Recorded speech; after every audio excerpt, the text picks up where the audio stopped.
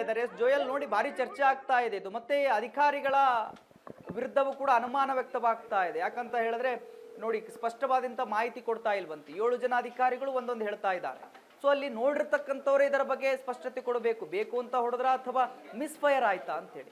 Misfire ಆಗಿದೆ ಅನ್ನೋದಾದ್ರೆ ಒಂದಾದ್ರೆ ಒಪ್ಕೊಳ್ಬಹುದು, but 3 ಜೀವದ ಪ್ರಶ್ನೆ ಇದು. ಅದಕ್ಕೋಸ್ಕರ ದೊಡ್ಡದಾಗಿ ಚರ್ಚೆ ಆಗ್ತಾ ಇದೆ. ಏನಿದೆ ಮಾಹಿತಿ ಕೊಡೋದಾದ್ರೆ ಜೋಯಲ್?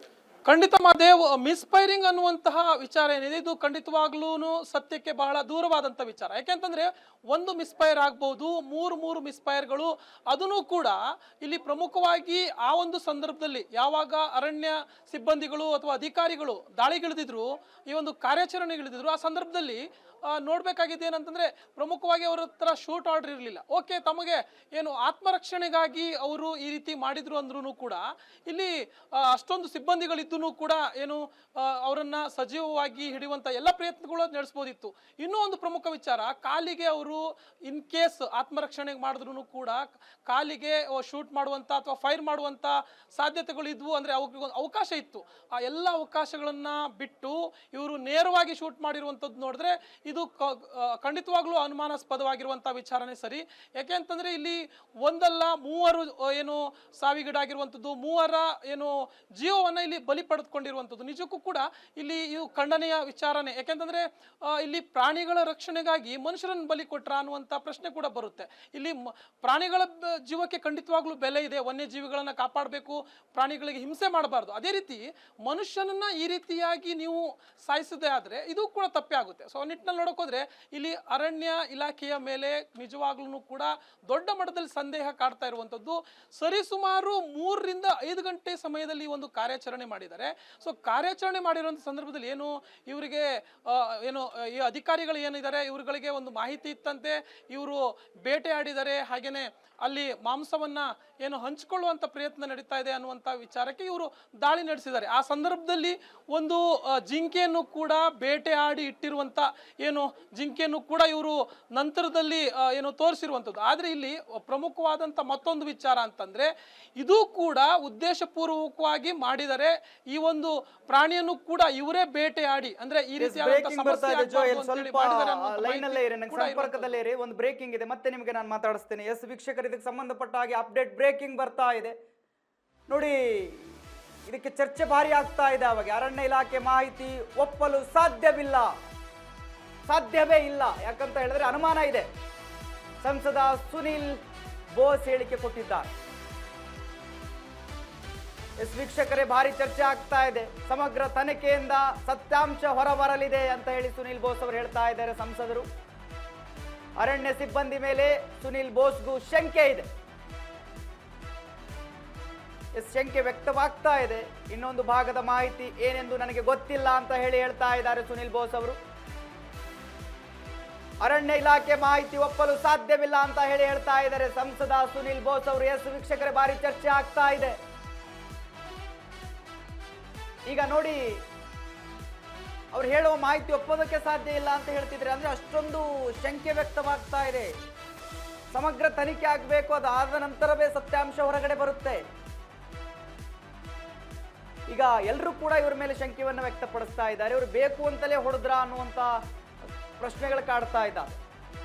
ಇನ್ನೊಂದು ಭಾಗದ ತನಿಖೆ ಆಗಬೇಕು, ಅದರ ಬಗ್ಗೆ ಮಾಹಿತಿ ನನಗೆ ಗೊತ್ತಿಲ್ಲ ಅಂತ ಹೇಳಿ ಸುನಿಲ್ ಬೋಸ್ ಅವರು ಹೇಳ್ತಾ ಇದ್ದಾರೆ. ನೋಡಿ, ನಿಜವಾಗ್ಲೂ ಕೂಡ ಭಾರಿ ದೊಡ್ಡ ಪ್ರಶ್ನೆಗಳು ಹುಟ್ಟಾಗ್ತಾ ಇದ್ದಾವೆ. ಇವು ಚರ್ಚೆ ಹೆಂಗೆ ಅಂತ ಹೇಳಿದ್ರೆ 3 ಜೀವ ರೀ, ಅವು ಜೀವ ಸುಮ್ಮನೆ ಹುಟ್ಟೋದಿಲ್ಲ. ಸೊ ಭಾರಿ ಬೆಲೆ ಇರುತ್ತೆ. ಎಸ್ ಜೋಯಲ್ ಅವರು ಸಂಪರ್ಕದಲ್ಲಿದ್ದರು. ಎಸ್ ಜೋಯಲ್, ನೋಡಿ ಈಗ ನೋಡಿ ಒಬ್ಬೊಬ್ಬರು ಒಂದೊಂದು ಇದನ್ನ ಕೊಡ್ತಾ ಇದ್ದಾರೆ, ಹೇಳಿಕೆಯನ್ನು ಕೊಡ್ತಾ ಇದ್ದಾರೆ. ಇವಾಗ ಸುನಿಲ್ ಬೋಸ್ ಅವರು ಕೂಡ ಅಷ್ಟೇ ಅದನ್ನೇ ಹೇಳ್ತಾ ಇದ್ದಾರೆ. ಅನುಮಾನ ಇದೆ, ಇದಕ್ಕೆ ತನಿಖೆ ಆಗಬೇಕು ಅಂತೇಳಿ ಹೆಚ್ಚಿನ ಮಾಹಿತಿ ಕೊಡೋದಾದ್ರೆ. ಎಸ್ ಮಹಾದೇವ್, ಇನ್ನೊಂದು ವಿಚಾರ, ಇಲ್ಲಿ ಜಿಲ್ಲಾ ಉಸ್ತುವಾರಿ ಸಚಿವರಾಗಿರುವಂತಹ ಪುಟ್ಟರಂಗ ಶೆಟ್ಟಿ ಅವರು ಕೂಡ ಮಾಧ್ಯಮದ ಮುಂದೆ ಬರ್ತಾರೆ. ಅವರ ಹೇಳಿಕೆಯಲ್ಲೂ ಕೂಡ ಸಾಕಷ್ಟು ಗೊಂದಲ ಇತ್ತು. ಅಧಿಕಾರಿಗಳು ಅವ್ರಿಗೆ ಏನೋ ಆನ್ಸರೇಬಲ್ ಆಗಿರ್ಬೇಕಾಗುತ್ತೆ, ಆ ಒಂದು ಏನು ಕರ್ತವ್ಯವನ್ನು ಕೂಡ ಅವ್ರು ನಿರ್ವಹಿಸಲ್ಲ ಅಂತಂದ್ರೆ ಇಲ್ಲಿ ಅಧಿಕಾರಿಗಳು ಏನು ಮಾಡಿರುವಂಥದ್ದು ಸರಿಯಲ್ಲ ಅಂತಲೂ ಕೂಡ ಅವ್ರು ಹೇಳ್ತಾರೆ. ಅದೇ ರೀತಿ ನನಗೆ ಪೂರ್ಣವಾದಂಥ ಮಾಹಿತಿಯನ್ನು ಕೂಡ ಬಂದಿಲ್ಲ ಅಂತ ಹೇಳ್ತಾರೆ. ಇನ್ನೊಂದು ವಿಚಾರ ನೋಡೋದಾದ್ರೆ ಒಂದಷ್ಟು ಹೇಳಿದ್ದಾರೆ, ಈ ರೀತಿ ಹೇಳಿದ್ದಾರೆ, ಆ ರೀತಿ ಯಾವುದೇ ವಿಚಾರವನ್ನು ಕೂಡ ಸ್ಪಷ್ಟವಾಗಿ ಸ್ಪಷ್ಟವಾಗಿ ಇಲ್ಲಿ ಹೇಳಲ್ಲ. ಯಾಕೆಂತಂದ್ರೆ ಯಾವ ಅರಣ್ಯ ಅಧಿಕಾರಿಗಳು ಅಥವಾ ಸಿಬ್ಬಂದಿಗಳು ಇದನ್ನು ಮಾಡಿದಾರೋ ಅವರುಗಳು ಒಂದು ಮಾಹಿತಿ, ಸಂಪೂರ್ಣ ಮಾಹಿತಿಯನ್ನು ನೀಡಬೇಕು, ವರದಿಯನ್ನು ನೀಡಬೇಕು, ಅಥವಾ ಅವರ ಪ್ರಥಮ ಹೇಳಿಕೆ ಏನಿದೆಯಲ್ಲ ಅದಾದ್ರೂ ಸರಿಯಾಗಿರ್ಬೇಕಾಗುತ್ತೆ. ಆದ್ರೆ ಇಲ್ಲಿ ಪುಟ್ಟರಂಗ ಶೆಟ್ಟಿ ಅವರು ಏನು ಸಚಿವರು ಅನ್ನೋದನ್ನೇ ಮರ್ತು ಹೋಗಿದಾರ ಅನ್ನುವಂಥ ಪ್ರಶ್ನೆ ಕೂಡ ಮೂಡುತ್ತೆ. ಯಾಕೆ ಅಂತಂದ್ರೆ ಇತ್ತೀಚೆಗಷ್ಟೇ ಅವರು ಏನು ಸಚಿವರಾಗಿ ಪ್ರಮಾಣ ವಚನವನ್ನು ಸ್ವೀಕಾರ ಮಾಡಿದ್ದಾರೆ.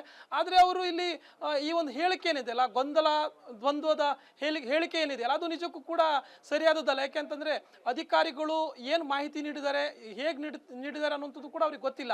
ಇವರು ಯಾವ ಅಧಿಕಾರಿಗಳು ಅಥವಾ ಯಾರು ಏನು ಸಿಬ್ಬಂದಿಗಳು ಮಾಡಿದಾರಲ್ಲ ಅವರನ್ನು ಹೊರತುಪಡಿಸಿ ಇನ್ಯಾವುದೋ ಅಧಿಕಾರಿ ನೀಡಿದಂಥ ಮಾಹಿತಿ, ಇನ್ಯಾರೋ ಜನ ನೀಡಿದಂಥ ಮಾಹಿತಿಯನ್ನ ಇವರು ಮಾಧ್ಯಮದ ಮುಂದೆ ಹೇಳ್ತಾ ಇದ್ರು. ಅದನ್ನೇ ಪ್ರಶ್ನೆ ಮಾಡಿದ್ರು ಮಾಧ್ಯಮದವರು ಕೂಡ. ಅಂದ್ರೆ ನೀವು ಯಾವ ರೀತಿಯಾಗಿ ಈ ರೀತಿ ಹೇಳ್ತೀರಾ, ಅಧಿಕಾರಿಗಳಿಂದ ಸ್ಪಷ್ಟವಾದಂಥ ಮಾಹಿತಿ ಬೇಕಲ್ವಾ ಅಂತ. ಅದಕ್ಕೂ ಕೂಡ ಗೊಂದಲಕಾರಿಯಾದಂಥ ಹೇಳಿಕೆ. ಇನ್ನೊಂದು, ಗೃಹ ಸಚಿವರಾಗಿರುವಂಥ ಪ್ರಿಯಾಂಕ್ ಖರ್ಗೆ ಅವರ ಹೇಳಿಕೆಯನ್ನು ಕೂಡ ನಾವು ಗಮನಿಸ್ತೀವಿ. ಅವರು ಇದು ಎನ್ಕೌಂಟರ್ ಅಲ್ಲ, ಪೋಚಿಂಗ್ ನಡೆದಿದೆ ಅನ್ನುವಂಥ ಒಂದು ಮಾಹಿತಿ ಕೂಡ ನೀಡಿರುವಂಥದ್ದು. ಮುಂದೆ ಗೃಹ ಇಲಾಖೆ ಹಾಗೇನೆ ಏನು ಅರಣ್ಯ ಇಲಾಖೆ ಏನಿದೆ ಅದರ ಈ ಎರಡು ಇಲಾಖೆಯ ಅಡಿಯಲ್ಲಿ ನಾವು ಸೂಕ್ತವಾದಂಥ ಸುದೀರ್ಘವಾದಂಥ ತನಿಖೆಯನ್ನು ನಡೆಸ್ತೀವಿ ಅಂತ ಹೇಳಿದ್ದಾರೆ.